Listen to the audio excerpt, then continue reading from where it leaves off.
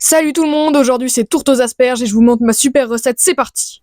Il vous faudra donc 250 g de farine, 125 g de beurre, une pincée de sel comme toujours et un œuf. Pour continuer la recette, je prends un bol ou une calebasse où je mets la farine en puits, le beurre dans ce puits et j'y rajoute la pincée de sel. Après quoi je pourrais rajouter l'œuf entier. Et puis après ça, place au pétrissage durant 20 minutes. Ça fait quoi 20 minutes là? Bon, plus sérieusement, une fois que vous avez pétri au moins 20 minutes pour que votre pâte soit bien homogène, vous pouvez vous attaquer à l'épluchage d'1 kg d'asperges. Bon, ça va être un petit peu long, donc pendant que je vous montre, n'hésitez pas à vous abonner, liker, partager et commenter cette vidéo, ça me ferait extrêmement plaisir et ça me soutient énormément. Merci à tous ceux qui le feront. Bon, revenons donc à nos asperges. Vous pouvez donc les éplucher à l'aide d'un économe ou bien tout simplement d'un couteau. Mais l'économe, c'est le meilleur choix parce que ça sera plus facile. Une fois vos asperges épluchées, elles devront ressembler à ça. Et ensuite, vous pourrez tout simplement couper leurs pieds. Une fois que vos asperges seront toutes épluchées, vous pourrez prendre une casserole dans laquelle vous allez mettre 4 œufs que vous allez mettre à durcir. Puis, une seconde casserole sera nécessaire dans laquelle vous allez mettre du sel et toutes vos asperges épluchées. Et comme dit l'expression jamais 203, on va prendre une troisième casserole dans laquelle on va mettre 50 g de beurre à fond. C'est dans cette même casserole que nous allons rajouter 50 g de farine une fois que le beurre sera fondu, afin de former, vous l'aurez deviné, une sauce béchamel. Une fois que vous aurez fait suffisamment dessécher votre préparation farine-beurre, vous pourrez rajouter progressivement 40 cl de lait pour obtenir un résultat épais comme celui-ci. Une fois que votre béchamel est prête, vous allez pouvoir prendre un bouquet de persil et lui couper ses pieds. Et hacher finement à la main ou au mixeur le reste. Pendant que je coupe ce superbe aromate qu'est le persil, je tenais à me présenter. Je suis donc Alex et je suis en classe de 4e. J'ai créé ma chaîne le 20 avril 2024 et je ne fais pour l'instant qu'une vidéo par semaine.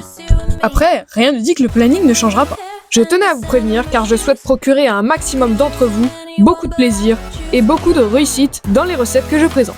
Vérifiez bien que votre persil est finement haché car s'il est trop gros, il se sentira trop et le goût sera gâché. Une fois que vous aurez terminé de couper votre persil, vous devrez le mettre dans un bol à part car on ne s'en occupera pas tout de suite. Pour savoir si vos asperges sont cuites, il vous suffit de regarder s'il est facile de les transpercer à l'aide d'une fourchette. Si c'est le cas, elles sont prêtes. Vous pourrez donc couper la tête des asperges. Normalement, quand vos asperges sont prêtes, vos œufs sont prêts et vous pouvez donc les écaler. Une fois qu'ils seront tous écalés, vous en mettez un de côté et le reste, vous faites comme dans la vidéo. Vous coupez le haut afin de garder un maximum le centre, donc le jaune, intact. L'œuf dur que je vous ai demandé de mettre de côté tout à l'heure servira spécialement à la décoration de la tarte. Faites attention toutefois, ce travail est très minutieux et il faudrait éviter d'abîmer les jaunes pour éviter que le blanc se mélange au jaune. Une fois que vous aurez retiré tous les jaunes des œufs, il vous faudra mettre de côté les blancs car nous allons les utiliser séparément. Vous mettez donc dans un bol les œufs, le persil et 3 cuillères à soupe de crème fraîche. Puis vous allez pouvoir piler et mélanger le tout afin de former un mélange le plus homogène possible. On met ça de côté et ensuite on s'attaque au blanc d'œuf. Quand vous aurez bien coupé grossièrement vos blancs, vous pourrez ajouter à notre béchamel de tout à l'heure la préparation persil jaune d'œuf. Vous mélangez et une fois que c'est bien mélangé, vous obtiendrez une pâte comme celle-ci. Puis nous pouvons ajouter nos blancs d'œufs coupés grossièrement de tout à l'heure à notre béchamel. On peut mélanger et ensuite on va pouvoir rajouter la purée d'asperges. Donc pour faire cette purée d'asperges, j'ai simplement mixé mes asperges et pas les têtes. On mélange bien et voilà le résultat. On peut ainsi rajouter un petit peu de sel et de poivre. Je ne rajoute pas de sel parce que j'en ai mis beaucoup dans l'eau de tout à l'heure. Et après 1 heure de repos, la pâte est enfin prête à être roulée. Vous l'étalez assez finement et vous la mettez dans un plat plutôt grand.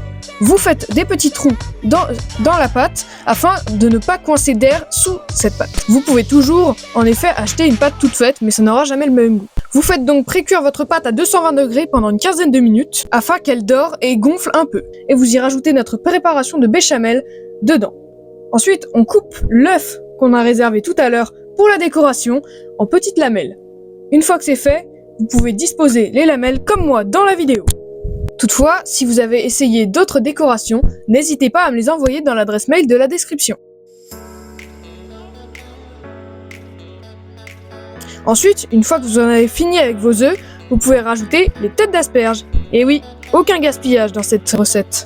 Donc moi je les dispose en une sorte de forme de soleil, mais vous pouvez Comme pour les œufs, les disposer comme bon vous semble.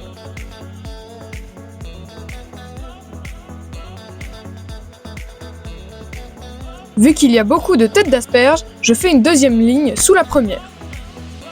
Comme je vous l'ai dit au début de cette vidéo, je suis sûre que cette recette plaira à tout le monde, qui que ce soit, enfant, adulte, bref, je pense que vous avez compris l'histoire.